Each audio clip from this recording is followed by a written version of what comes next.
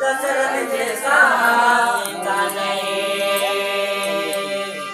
हे लक्ष्मण जैसा भाई नहीं, भगत नहीं।